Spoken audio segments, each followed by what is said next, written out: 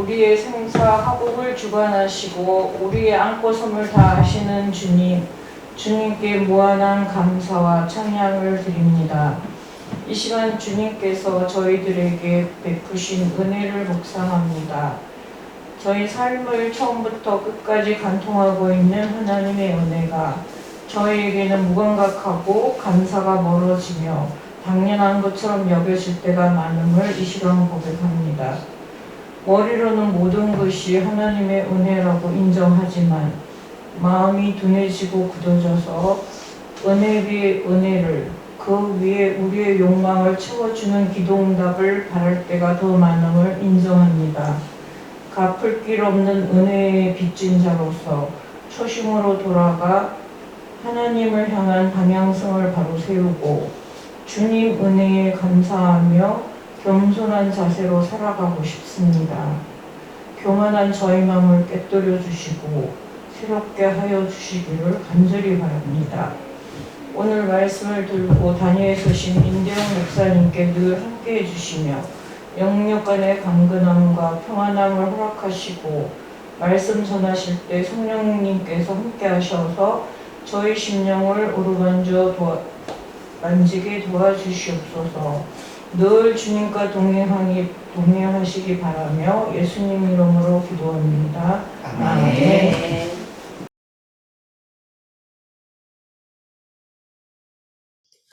오늘 예배 가운데 참여하신 여러분 모두를 주님의 이름으로 환영하고 축복합니다. 우리 격주로 할 텐데 어린이들과 함께 이렇게 인사하면 좋겠습니다. 샬롬.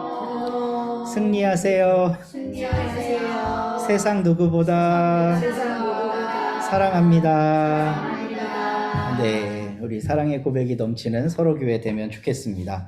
우리 박 집사님하고 카톡이나 문자를 하다 보면 마지막에 항상 그런 얘기를 해주세요. 사랑하고 축복합니다, 이렇게. 근데 사실 제가 그런 문자를 아내한테도 잘 못 받아보고 다른 사람들한테 잘 못 받거든요. 근데 좋더라고요. 그래서 우리 안에서 하는 사랑의 고백은 정말 뭐라 그럴까, 공동체를 세우고 공동체를 더 복되게 하는 그런 사랑의 고백이었으면 좋겠습니다. 온라인으로 참여하신 여러분들도 주님의 이름으로 사랑하고 축복합니다. 여러분의 삶 가운데 하나님의 특별한 돌보심이 있기를 바라겠습니다. YH가 누군가 했더니 영호랍니다. 네, 신영호 집사님 반갑습니다. 오늘 이 그림 앞에 보시면요, 젠틸레스키라고 하는 분이 그린 롯과 딸들이에요. 이 그림을 보면 어떤 생각이 나시나요? 이 그림을 보면 어떤 본문이 떠오르세요? 참담한 본문이 떠오르죠. 굉장히 그러니까 천륜을 거스르는 딸들이 아빠 술 먹여놓고 모압과 암몬을 낳는 그 족속의 기원이 되는 이런 일이 얼른 떠오르죠. 근데 사실 한번 잘 생각해 보세요. 지금 이 창세기에 나오는 본문 전체 맥락 속에, 전체 맥락이라 하면 그 아브라함이 자기 집에 있는데 천사들이 지나간 거예요. 그래서 이 천사들을 데려다가 먹이고 입히고 발 씻기고 막 융숭하게 대접을 했어요. 그러니까 이 천사가 내가 아브라함한테 이걸 숨길 수가 없다 이러고, 내가 사실은 네 조카 롯이 사는 소돔 고모라 땅을 멸망시키러 간다 이래요. 그러니까 아브라함이 의인 50명 있으면, 40명 있으면, 30명 있으면, 10명 있으면 멸망 안 시키시겠습니까? 그랬더니 이제 하나님의 사자가, 그래 10명 있으면 내가 거기 그대로 놔두마. 근데 갔더니 10명이 있어요, 없어요? 소돔과 고모라 가자마자 사람들은 이 천사들을 이렇게 해코지하려고 하고, 근데 아브라함의 전통을 가지고 있는 롯, 이 롯은 그 천사들을 환대하죠. 그러니까 아브라함하고 롯하고는 비슷한 류의 사람인 거예요. 근데 아브라함이 사는 동네는 소돔과 고모라 같지 않아서 아브라함이 그런 행동을 해도 아무도 뭐라고 하는 사람이 없어요. 근데 소돔과 고모라는 롯처럼 행동하는 사람은 아주 이상한 사람인 거예요. 그래서 그 집에 사람들이 쳐들어와 갖고 내놔라, 막 내가 걔네들을 좀 손 좀 봐줘야 되겠다 이러잖아요. 여기에서 상관하여야 되겠다라고 하는 본문을 상관이 히브리어로 야다라고 해서 야다가 성행위가 포함된 말이거든요. 그러니까 이건 동성애를 하겠다 이런 본문으로 해석하면 아주 곤란해요. 왜냐하면 이건 동성애가 아니에요. 동성폭력이지. 애는 사랑하니까 상호 간에 하는 게 사랑이잖아요.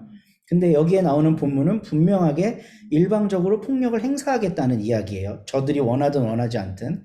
그러니까 이 본문이 그렇게 오해돼서 많이 사용되는데 조금 교정할 필요가 있습니다. 그러니까 천사들이 그 꼴을 보고 있으니까 야, 여긴 안 되겠다. 여긴 안 되겠다. 근데 롯도 그 나라 문화에 푹 젖어 있었던 이유가 본문에 나오는데요. 그러니 그 무리들이 막 성나서 상관하려고 오니까 아직 결혼하지 않은 자기 딸들을 내주려고 하죠. 이건 있을 수가 없는 일이죠. 이미 롯도 거기에 물먹어 있는 거예요. 롯이 거기서 원래 했어야 되는 일은 뭘까요? 여러분, 하나님 앞에 이런 행동을 올바르지 않습니다. 돌아가십시오. 이게 원래 롯이 했어야 되는 거죠. 근데 저 사람을 달래기 위해서는 뭔가 이런 비슷한 충족물을 줘야 되는데 자기 딸을 내놓으려고 하는 인신공양이랑 비슷한 거예요, 이게. 그러니까 롯도 이미 좀 맛이 간 상태라고 좀 볼 수 있습니다. 이 본문을 보면. 그래서 결국 그 소돔과 고모라는 총체적인 심판을 받아요. 유황불로. 그 이제 가족들이 이렇게 오다가 그 엄마가 뒤돌아봐 갖고 소금 기둥 되죠. 그래서 거기가 바다가 돼서 바닷물이 짜다는 전설이 네, 우리나라에는 도깨비가 준 그 맷돌을 소금 나와라 했다가 이거 멈추지 못해서 바닷물이 짜다는 전설이 있는데 서양에는 그런 게 전설이 되지 않았겠어요? 근데 이 여자가 왜 소금 기둥 됐을까요? 모르겠어요. 왜 소금?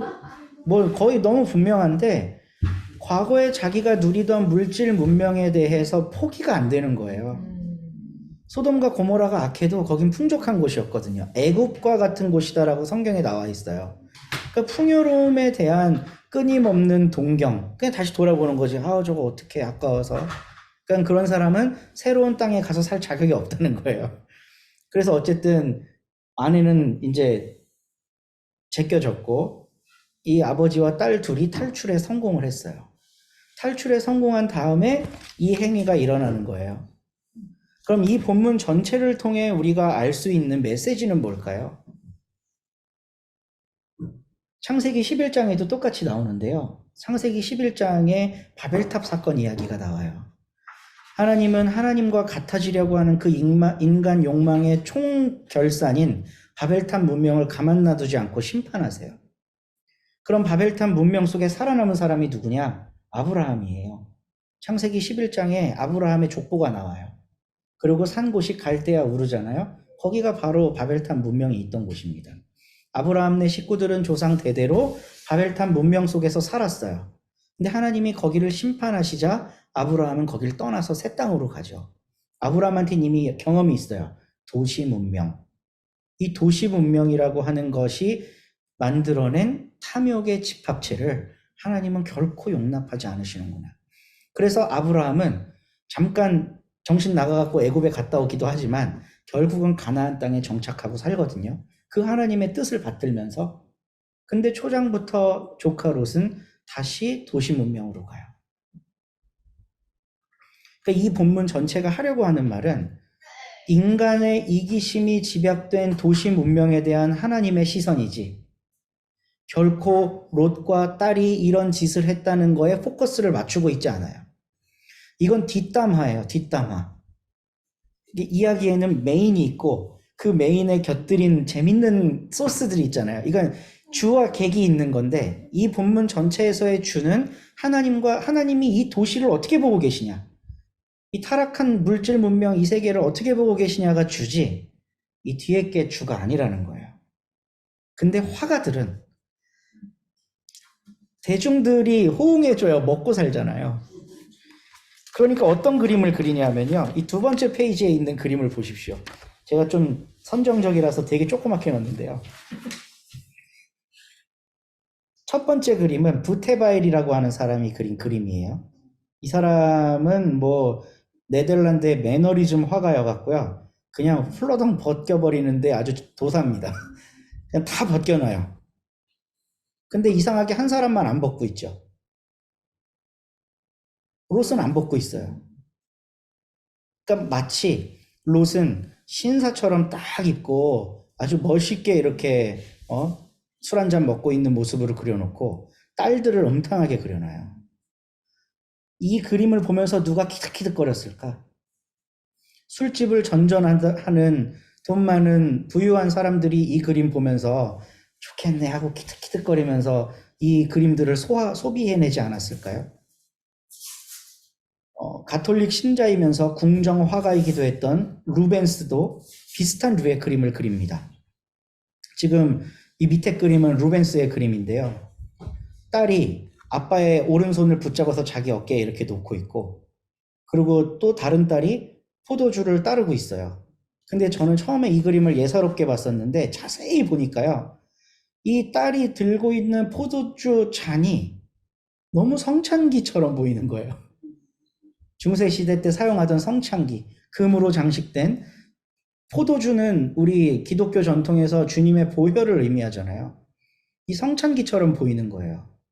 근데 이게 구속의 상징으로 사용되는 것이 아니라 타락과 유혹과 음욕의 상징으로 지금 사용이 되고 있어요. 그래서 제가 이 루벤스의 그림을 보면서 너무 충격을 받았습니다. 사실은 이 본문은 이 행위를 드러내고자 쓴 본문이 아닌데 화가들의 관심은 온통 여기에만 가 있는 거예요. 그래서 이 후발주자, 이거는 1500년대, 1400년대 후반 그림이고요. 오늘 표지에 나온 이 그림은 1635년대 좀 더 뒷그림이에요. 일단 종교개혁의 정신이 발현된 다음이죠. 종교개혁이 1517년이니까 종교개혁 이후 한 100년 뒤에 그려진 그림인 겁니다. 그래서 저는 이분이 개혁자들의 정신에 좀 세례를 받았다고 생각해요. 이 젠틸레스키가. 이 사람은 물론 여기에 이 그림을 보면 아, 롯이 딸들하고 나쁜 짓 했구나라는 걸 알 수밖에 없지만 여기에는 그 음욕을 자극할 만한 포인트들이 없어요. 그래서 제가 이 그림들을 이렇게 비교해 보면서 아, 성경을 볼 때 우리가 어떤 색안경을 끼고 성경이 말하려고 하는 주가 아닌데 이 부수적인 것만 보면서 낄낄거리고 있었구나. 키득키득거리고 낄낄거리고 아멘 거리고 있었구나. 이 주를 보려면 내 음험한 눈을 씻어내야 되는구나. 물질 문명에 대한 총결적 심판이 반복적으로 나타나요. 성경엔. 창세기 6장의 노아 홍수 이야기에 통해 나타나고 네피림 이야기, 그리고 창세기 11장의 바벨탑 사건을 통해 나타나고 그 뒤에 소돔과 고모라 사건을 통해 나타나고 애굽도 하나님이 나중에 심판하시죠. 총결적으로. 출애굽기에 보면 10가지 재앙을 통해 애굽을 완전히 그냥 작사를 내시잖아요, 하나님이. 그러니까 이런 물질 문명, 탐욕의 문명, 인간의 그런 욕망을 자극하는 문명은 하나님이 가만히 두시지 않는다는 거예요.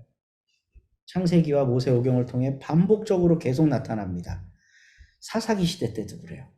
하나님 뜻 안 따르고 가나안의 신을 쫓아 살아가는 이스라엘 민족을 가만히 두지 않으십니다. 왕정 시대는 어때요?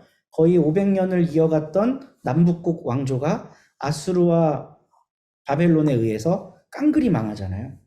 그러면 그들에게 가해했던 그들을 그러니까 하나님이 아수르와 바벨론을 일시적으로 심판의 도구로 쓰셨어요. 근데 아수르와 바벨론은 그럼 정의로운가? 그렇지 않아요. 똑같은 기준으로 그들도 심판받아요. 그럼 모든 문명이 다 심판받아요. 역사상 존재했던 모든 문명이. 근데 성경은 우리에게 그걸 보라고 이야기하고 있는데 우리의 눈에 다른 게 씌워져 있으면 그걸 보지 못한다는 거예요. 오늘 우리가 함께 읽은 본문이 아주 대표적인 본문입니다. 안식일이라고 상정한 거는 다 이 작가의 의도가 있는 거죠. 안식일날 노동하면 안 되잖아요. 근데 예수님이 안식일에 등 굽은 사람을 치유해요. 근데 재밌는 건 만약에 예수님이 너는 이제 자유로워졌다 떠나라 이랬으면 회당장에 시비를 안 걸었을 거예요. 근데 13절 말씀 한번 보실래요? 그러니까 예수님 말씀을 하세요. 여자야 너는 이제 병에서 풀려났다 잘 가라 이러잖아요. 여기까지였으면 회당장이 뭐라고 안 했을 거라고요. 근데 그 13절 말씀 한번 보세요. 그 여자에게 손을 얹었다. 치유의 행위를 하시잖아요, 지금. 그러니까 이 회당에 살고 있는 이 종교 기득권들은 다 그것만 보는 거예요. 제가 어떻게 선을 넘나 안 넘나 보자. 말씀으로 치유하시면 노동한 게 아니니까 회당에서도 선포하잖아요. 선지자 이사야의 말씀입니다 하고 회당장이 선포하거든요. 그러니까 이거는 노동이 아니에요. 근데 가서 만지면 이건 노동이에요. 근데 예수님은 지금 의도적으로 이 선을 넘으신 거죠. 그랬더니 바로 14절 말씀에 회당장은 안식일에 병을 고치신 것에 분개했다. 그러니까 이 선은 도대체 누가 정한 걸까? 안식일에 손대서 고치면 안 된다는 건 누가 정한 걸까? 왜냐하면 성경에 없거든요. 모세오경을 아무리 살펴봐도 안식일에 손대서 고치면 안 된다는 말이 없어요. 안식일을 기억하여 거룩히 지키라. 그날은 내가 창조하고 일곱째 날 쉰 날이니. 그리고 또 하나 구절은 내가 애굽에서 너희를 구출해낸 날이니. 그날을 거룩하게 해서 쉬어라. 아무 일도 해서는 안 된다. 이 구절이 있거든요. 이거를 자기식대로 해석한 거죠. 근데 그 구절을 잘 살펴보시면 나중에 집에 돌아가셔서 출애굽기 20장 잘 보세요. 너도 쉬고 너희 집에 아들 딸들 다 쉬고 남종과 여종 네가 키우는 모든 가축까지도 쉬게 해라라고 써 있어요. 이 얘기는 뭘까? 만약에 어떤 집에 제가 노예예요. 근데 노예인데 3000년 전 노예인데 안식일법을 알고 있어요. 그래서 주인한테 가서 주인님, 저 오늘 하루 쉬어야 되겠는데요? 이러면 이 노예는 어떻게 될까? 매질을 당하겠죠. 엄청 맞을 거예요. 저는 이런 구절들을 청년들한테 교회가 강요하고 있는 모습이 있어요. 너희들 일요일날 교회 그 직장에서 상사가 일 시키면 절대로 나가면 안 돼. 너희들 일요일날 등산 가자고 상사가 꼬시면 절대로 가면 안 돼. 이게 신앙을 지키는 일이야? 이러잖아요. 똑같은 일입니다. 노예한테 너 주인한테 가갖고 난 안식일을 지켜야 되니까 일 못한다고 해. 말이 안 되죠. 성경에 그렇게 안 나와요. 성경에는 주인한테 하는 메시지로 나옵니다. 너희 집에 있는 모든 걸 다 쉬게 한다. 이거는 재산을 갖고 있는 주인이 실천해 줘야만 가능한 일이거든요. 그러니까 안식일법을 누구한테 강조해야 될까? 회사 오너들, 장로님들한테 강조해야 돼요. 장로님들 여기서 편하게 지금 예배드리고 있는 동안 당신 회사에서 누군가가 지금 희생하고 있어요. 그거 올바른 정신일까요? 쉬게 해주세요. 당신 회사에 가서 쉴 수 있도록 하세요. 이게 원래 가르침이어야 되는 거예요. 근데 예수님 시대에도 오늘날 우리들의 이런 습성과 비슷한 종교 습성이 남아있어서 선 넘나 안 넘나만 보는 사람들이 있었던 거죠. 예수님이 거기 걸려드셨어요. 어떻게, 아니, 그리고 이 회당장은 분개했지만 예수님한테는 굉장히 따뜻한 어조로 말합니다. 아니, 선생님, 6날 동안, 6일 동안 뭐 했어요? 6일 동안 하면 되잖아요. 우리나라의 기독교가 아직 주류가 아닐 때 많은 며느리들이 이 시험에 시달렸어요. 너 주일날 교회 가고 싶으면 나머지 6일날 뼈 빠지게 이 시집을 위해 충성해. 군대에서도 똑같습니다. 너 주일날 교회 가고 싶어? 6일 동안 남들보다 더 많이 해. 군대 안에서도 기독교인 선배들이 그렇게 가르쳤다니까요. 제가 처음에 저는 해군이어서 배를 2년 동안 탔는데요. 갔더니 신학대 출신들 몇 명 있고 교회 다니던 선배들이 있는 거예요. 근데 이등병은 교회 갈 자유가 없거든요, 처음엔. 근데 너 가려면 토요일날 네가 더 일찍 일어나서 청소해놓고 이렇게 하라고 가르치는 거예요. 저는 이게 회당장의 가르침이라고 봅니다. 너 6일 동안 뭐 했어? 뭐 하고 있다가 지금 고치는 거야? 근데 예수님이 카운터 펀치를 굉장히 세게 한 대 날리십니다. 너희의 재산인 소가 외양간에서 먹을 수 있도록 니네가 일하고 있고 걔가 구덩이에 빠지면 끌어내면서 네 재산 지키는 일이라면 노동할 거잖아 너. 그러니까 그들의 탐심과 그들의 위선적인 행동을 예수님이 정확하게 꼬집으시는 거예요. 돈 걸린 문제에 있어서는 안식일이고 뭐가 없어. 요즘에도 똑같아요. 돈 걸리면 뭐 주일이니 뭐니 이런 게 어딨어요. 그런데 법으로만 저 사람을 잘못했다고 꼬집는 거예요. 저는 그 회당장은 성경을 바라보는 음험한 눈을 가지고 있다고 봐요. 근데 예수님은 그 회당장의 음험한 눈을 씻겨내세요. 저 여자가 18년 동안 너희와 똑같은 아브라함의 자손인데 18년 동안 사탄에게 묶여갖고 이렇게 억눌려서 힘들어하고 있다. 안식일에라도 자유로워야 되지 않겠느냐? 소름 돋는 말씀 아닙니까? 안식일에라도 하루 기쁨을 누릴 수 있어야 되지 않겠느냐? 우리 공동체에게 주님께서 이 말씀으로 위로를 주신다면 좋겠습니다. 오늘 하루라도 너희들이 내 안에 와서 쉬고 평화를 누리고, 내가 이 세상에서 그냥 눌려 사는 존재가 아니라 하나님 자녀구나. 내가 하나님이 기뻐하는 사람이구나. 이런 거 하루 확인해야 되는 날 아니냐? 라고 하는 거죠. 그러니까 오늘날 많은 사람들이 이렇게 눌린 삶을 살아요. 여러 가지로. 저는 청년들이 정말 힘든 삶을 살고 있다고 보는데, 요즘 대학생 청년들을 19세기 노비보다 못한 삶이라고 많이들 얘기하잖아요. 먹고는 사는데 노동의 강도 자체가 19세기 노예보다 더 심한 거예요. 노비들보다. 공부와 아르바이트와, 또 청년들은 노는 것도 노동이라고 보거든요, 저는. 나가서 노는 것도 노동이에요. 이 사람들은 그 젊음을 발산해야 되기 때문에. 이 모든 걸 하느라 쉬는 시간이 없어요. 쉬는 시간이.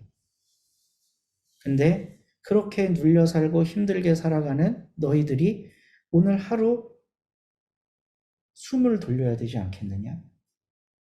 신명기 말씀에 보면 안식일법을 해석할 때 너희 가축과 육축과 노예들을 안식일날 쉬게 함으로써 그들이 숨을 돌리게 해라 라고 기록돼 있어요. 숨을 돌리게 해라.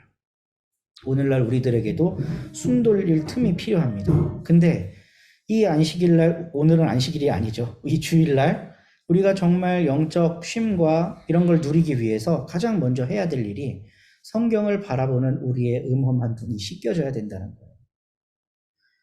주가 아닌 객들에 집중해서 성경에 이렇게 나와 있잖아요. 이제 요즘에 젊은이들이 좀 이제 뭐 그런 유흥과 밀접한 삶을 살아갈 때 많은 기독교 선배들이 이런 솔루션을 줘요. 바울이 너희 몸은 거룩한 성전이라고 가르쳤어. 너 성전에다 그게 뭐 하는 짓이니? 이러면서 이제 뭐 그 방탕한 삶을 살지 말아라고 막 가르치는 거죠. 그럼 청년들이 뭐라고 그럴까? 아이고 그랬나요? 제가 다시는 안 그럴게요. 이럴까요? 웃기고 앉아있네. 이렇지 않겠어요? 근데 바울이 말하려고 하는 그 내용은 누군가를 지적하고 누군가가 좀 일탈한 삶을 산 거를 정죄하기 위해 한 말이 아니에요. 원래 성전이라는 게 뭔가요? 예루살렘 성전이죠. 근데 예루살렘 성전이 파괴됐어요. 그럼 유대인들은 뭘 성전이라고 생각했을까? 회당이 성전이라고 생각했을 거 아니겠어요? 눈에 보이는 성전이 가득한 세상 속에서 보이지 않는 성전, 너의 몸이 성전이라는 사도 바울의 이건 굉장히 파격적인 메시지거든요. 근데 이거를 그냥 주객을 전도시켜서 넌 술 먹으면 안 돼, 넌 방탕한 삶은 안 돼, 삶을 살면 안 돼, 이런 도구로 잘못 사용해요. 이 본문을. 그러니까 성경을 바라보는 음험한 눈을 씻을 때 우리는 정말 자유케 하시는 예수 그리스도를 그 안에서 만날 수가 있게 됩니다. 그래서 오늘 안식일법을 다시 확인시켜 주신 예수님의 이 말씀을 우리가 보면서요. 오늘 본문 그 말씀 제목을 눈을 씻고 바라봄이라고 정했는데요. 성경을 보던 우리의 눈을 다시 씻고 예수님이 왜 이런 말씀을 하셨나의 그 본 뜻에 접근하는, 그래서 그 예수님을 바라볼 수 있는 저와 우리 서로 공동체의 모든 분들 되시기를 주님의 이름으로 소망합니다. 이제 함께 찬양할 텐데요. 시선이라는 찬양이에요. 우리의 시선이 주님과 같다면, 내가 바라보고 있는 것이 예수님이 바라보고 계신 것과 같다면 얼마나 좋을까 하는 그 마음을 담아서 우리 함께 찬양하겠습니다.